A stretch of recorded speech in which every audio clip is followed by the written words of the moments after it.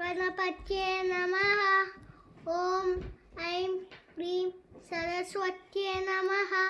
ॐ गुरुभ्यो नमः। मातृदेवो भव, पितृदेवो भव, अदितिदेवो भव, आर्यदेवो भव। शुक्लाम्बरधरं विष्णुं शशिवर्णं चतुर्भुजं प्रसन्नवदनं ध्याये सर्वविघ्नोपशान्तये।